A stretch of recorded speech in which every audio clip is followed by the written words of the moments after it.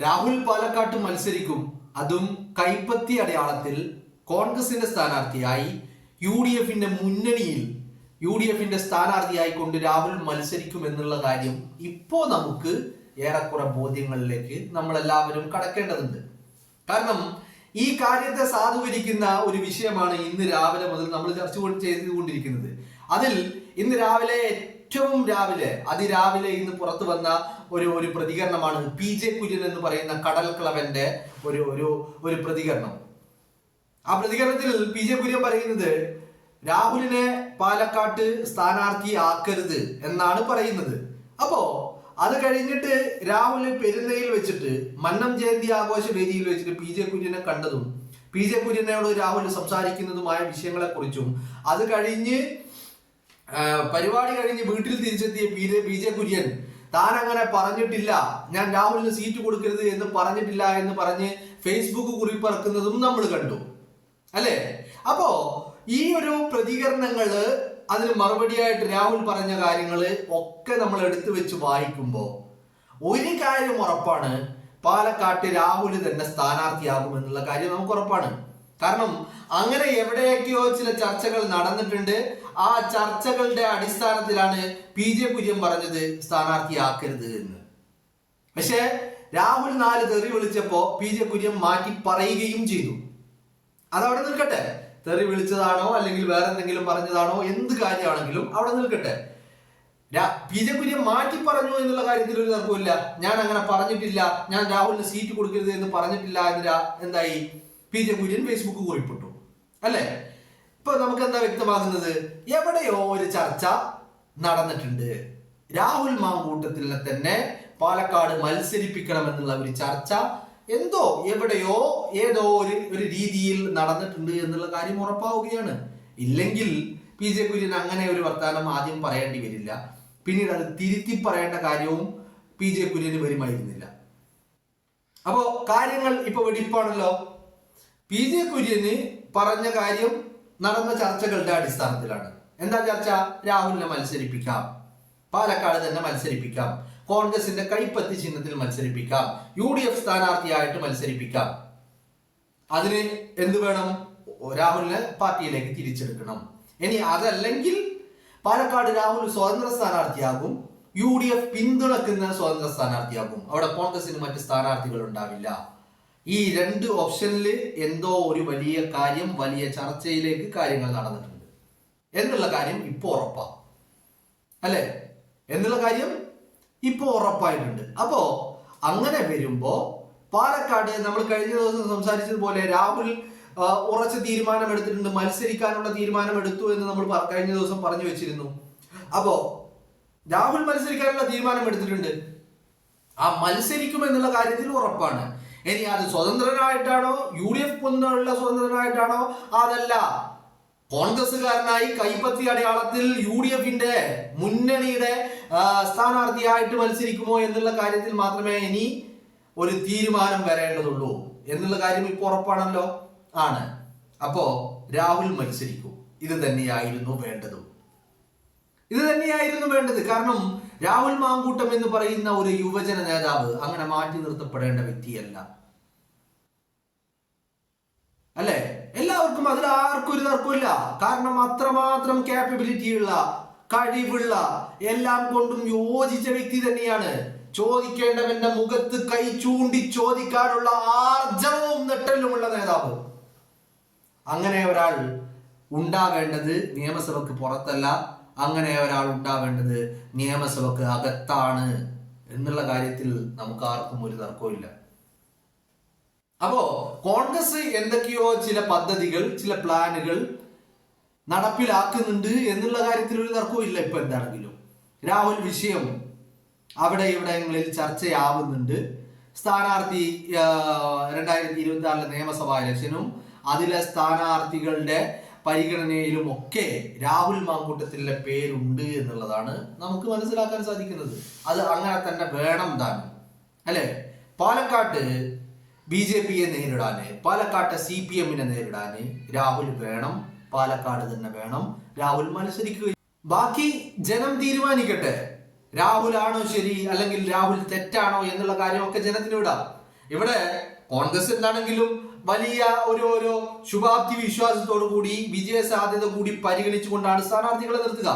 എന്നാലും കോൺഗ്രസ്സുകാരോട് എനിക്കൊരു പറയാനുള്ളത്, കോൺഗ്രസിന്റെ നേതൃത്വത്തോട് എനിക്ക് പറയാനുള്ളത്, നിങ്ങൾ എത്രയൊക്കെ കണക്ക് കൂട്ടിക്കഴിഞ്ഞാലും ചിലയിടങ്ങളിൽ നിങ്ങൾ പ്രതീക്ഷിക്കുന്നതിലും വലിയ തോൽവി അല്ലെങ്കിൽ പ്രതീക്ഷിക്കാത്ത തോൽവി നിങ്ങൾക്ക് സംഭവിക്കാം. അതൊന്നും ഇപ്പൊ നമ്മുടെ കയ്യിലല്ല, പൊതുജനത്തിന്റെ കയ്യിലാണ്. അപ്പൊ രാഹുലിന്റെ കാര്യവും അങ്ങനെ ഒരു കാര്യമായി എടുത്തിട്ട് രാഹുൽ പാലക്കാട് വിജയിക്കും എന്നുള്ള കാര്യത്തില് പാലക്കാട്ടുകാർക്കും രാഹുലിനും തർക്കമില്ല. മനസ്സിലായില്ലേ? അവിടെ നേതൃത്വത്തിന് എന്തെങ്കിലും തർക്കമുണ്ടെങ്കിൽ അത് ജനത്തിന് വിടുക, ജനം തീരുമാനിക്കട്ടെ.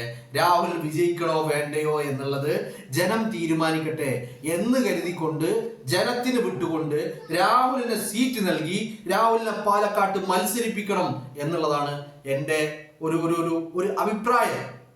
ഇതൊരു ആവശ്യമാണെന്നൊന്നും ഞാൻ പറയുന്നില്ല, എൻ്റെ ഒരു അഭിപ്രായമാണ്. കാരണം രാഹുൽ മാങ്കൂട്ടം അത് ഈ പാർട്ടിയെയും പ്രസ്ഥാനത്തെയും സംബന്ധിച്ചിടത്തോളം ഒരു വലിയ മുതൽക്കൂട്ടാണ്. ആ മുതൽക്കൂട്ട് പാർട്ടി ഒരുപാട് അതിൻ്റെ അഡ്വാൻറ്റേജുകൾ അനുഭവിച്ചതുമാണ് ഈ പാർട്ടിയും പ്രസ്ഥാനവും ഒക്കെ. അങ്ങനെയുള്ള ഒരുത്തനെ മാറ്റി നിർത്തുകയല്ല വേണ്ടത്.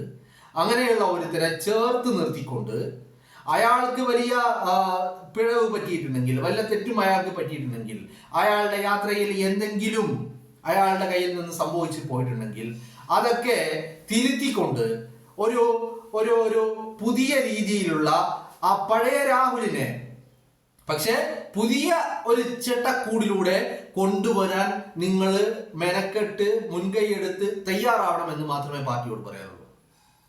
അങ്ങനെ ഒരാൾക്കൊരു വീഴ്ച പറ്റുമ്പോൾ അയാളെ ഉപേക്ഷിക്കുകയല്ല വേണ്ടത്, മറിച്ച് അയാളെ തിരുത്തി. കെ സുധാകരൻ പറഞ്ഞ വാക്കുകൾ ഞാൻ ഇപ്പോഴും ഓർക്കുകയില്ല. തെറ്റു പറ്റിയിട്ടുണ്ടെങ്കിൽ തിരുത്തിക്കൊണ്ട് അയാളെ തിരിച്ചു കൊണ്ടുവരാൻ പാർട്ടി തയ്യാറാവണം എന്ന് മാത്രമേ എനിക്ക് ഇക്കാര്യത്തിൽ പറയാനുള്ളൂ. രാഹുൽ തന്നെ മത്സരിക്കണം പാലക്കാട്. പാലക്കാട്ടെ ജനം രാഹുലിനെ കൈവിടില്ല എന്നുള്ള കാര്യത്തിൽ എനിക്ക് 100% ഉറപ്പുണ്ട്. ആ പാലക്കാട്ടെ ജനം അയാളെ കൈവിടില്ല എന്നുള്ളത് 100% ഉറപ്പാണ്. അങ്ങനെ പാലക്കാട്ടെ ജനം അയാളോടൊപ്പം ഉണ്ടാകും. അയാൾ അത്രമാത്രം കഠിനാധ്വാനം ആ പാലക്കാടിന് വേണ്ടി നടത്തിയിട്ടുണ്ട്, അയാൾ പ്രവർത്തിച്ചിട്ടുണ്ട്, അയാൾക്ക് കഴിയുന്നതിന്റെ അപ്പുറത്തേക്ക് അയാൾ പ്രവർത്തിച്ചിട്ടുണ്ട് എന്നുള്ള കാര്യത്തിൽ ഒരു തർക്കമില്ല. അപ്പൊ അതുകൊണ്ട് അയാളെ സ്ഥാനാർത്ഥിയാക്കണമെന്ന് തന്നെയാണ് ഞാൻ, എന്നൊരു വാദക്കാരനാണ് ഞാൻ. പിന്നെ അയാൾക്ക് എന്തെങ്കിലും ന്യൂനതകൾ ഉണ്ടെങ്കിൽ ആ ന്യൂനതകൾ ഇനി സംഭവിക്കാതെ അയാളെ തിരുത്തി ഒരു ചട്ടക്കൂടിനുള്ളിൽ നിർത്തിക്കൊണ്ട് അയാളെ തിരിച്ചു വരാനുള്ള ഒരു വഴി അത് അയാൾ തന്നെ തിരുത്തും. ആരും തിരുത്തി കൊടുക്കേണ്ട കാര്യമില്ല. കാരണം വ്യക്തമായ കാഴ്ചപ്പാടുകളും ബോധ്യമുള്ള വ്യക്തിയാണ്.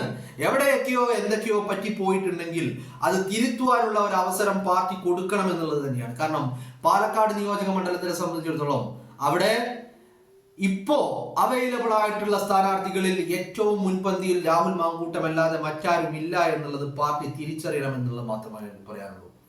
പല രീതിയിൽ പലയിടങ്ങളിൽ നിന്ന് പലരും പലതും ആഗ്രഹിച്ച് പല വാക്കുകളും പറയും. അതിനെയൊക്കെ ചെവി കൊള്ളാൻ പാർട്ടി തയ്യാറാവരുത്. എനിക്ക് കേട്ടിട്ടുണ്ടെങ്കിൽ മറു ചെവിയിലൂടെ അത് പുറത്തേക്ക് വിടണം എന്നുള്ളത് കൂടിയാണ് എനിക്ക് പറയാനുള്ളത്. അപ്പൊ ഇത്രയേ കാര്യങ്ങളുള്ളൂ. രാഹുലിന് സീറ്റ് നൽകണം, രാഹുലിനെ മത്സരിപ്പിക്കണം.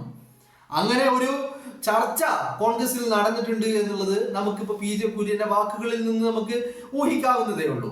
അങ്ങനെ ചർച്ച നടന്നിട്ടുണ്ടെങ്കിൽ അത് നല്ലതിന് വേണ്ടിയിട്ടാണ്, അതൊരു കൈത്താങ്ങാണ്. വീണ് കിടക്കുന്നവനെ പാതി വഴിയിൽ ഉപേക്ഷിക്കാതെ കൈപിടിച്ച് ഉയർത്തി കൊണ്ടുവരാനുള്ള ഒരു മുൻകരുതൽ പാർട്ടിയിൽ നിന്ന് ഉണ്ടാകുന്നുണ്ടെങ്കിൽ അത് വളരെ അഭിനന്ദനാർഹമാണ് എന്നുള്ളത് തന്നെയാണ് ഇക്കാര്യത്തിൽ പറഞ്ഞു വെക്കാനുള്ളത്. പിന്നെ ആരോപണങ്ങളും ഈ പൊളിറ്റിക്കൽ ഡ്രാമയും ഈ വേട്ടയാടലുകളും ഒക്കെ അത് ഇതിന്റെ വഴിക്ക് പോകട്ടെ. കാരണം ഇതൊക്കെ നിങ്ങൾ കണ്ടതല്ലേ, പാർട്ടി കണ്ടതല്ലേ, പ്രതിപക്ഷ നേതാവും KPCC പ്രസിഡന്റും പാർട്ടി നേതൃത്വവും കണ്ടതല്ലേ. ഈ കഴിഞ്ഞ ഉപതെരഞ്ഞെടുപ്പിന്റെ 2ാം ഘട്ട വോട്ടിങ്ങിന്റെ അവസാന മണിക്കൂർ വരെ, അല്ലെങ്കിൽ അത് കഴിഞ്ഞും അതിന്റെ പിറ്റേന്ന് രാവിലെ വരെ ചാനലുകളിൽ ചർച്ച രാഹുൽ മാങ്കൂട്ടം മാത്രമായിരുന്നു.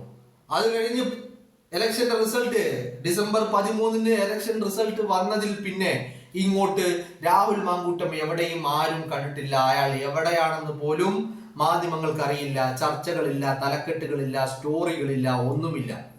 അങ്ങനെ ഒരു ഘട്ടത്തിൽ രാഹുലിനെതിരെ ഉയർന്നു വന്നിരിക്കുന്ന ആരോപണങ്ങളും ഈ വേട്ടയാടലുകളും ചർച്ചകളും തലക്കെട്ടുകളും ഒക്കെ അതിന്റെയൊക്കെ അടിസ്ഥാനം എന്തായിരുന്നു എന്നുള്ളത് നമുക്ക് മനസ്സിലാക്കാൻ സാധിക്കും. വെറും ഒരു തെരഞ്ഞെടുപ്പ് സ്റ്റണ്ട് മാത്രമായിരുന്നു ഈ പറയുന്ന ആരോപണങ്ങളും പരാതികളും ഒക്കെ എന്നുള്ളത് അതിനുശേഷമുള്ള ഈ പറയുന്ന വാർത്തകൾ എടുത്ത് പരിശോധിച്ച് നോക്കിയാൽ നമുക്ക് മനസ്സിലാക്കാൻ സാധിക്കും. ഇത് തിരിച്ചറിയാനും രാഹുലിന് തെറ്റുപറ്റിയിട്ടുണ്ടെങ്കിൽ അയാളെ തിരുത്തി ചവിട്ടി താഴെയിടാതെ ചവിട്ടി താഴ്ത്താതെ അയാളെ തിരുത്തി കൈപിടിച്ച് ഉയർത്തി കൊണ്ടുവരാനുള്ള ചുമതല അത് പാർട്ടിക്കുണ്ട് എന്നുള്ളത് പാർട്ടി നേതൃത്വം മറക്കരുത്. കാരണം പാർട്ടി വീണ് കിടന്നപ്പോ പാർട്ടിയെ കൈപിടിച്ചുയർത്താൻ രാഹുൽ ഉണ്ടായിരുന്നു, മുന്നണി പോരാളിയായി ഉണ്ടായിരുന്നു എന്നുള്ളത് പാർട്ടി മറക്കരുത്, നേതൃത്വം മറക്കരുത് എന്നാണ് പറയാനുള്ളത്.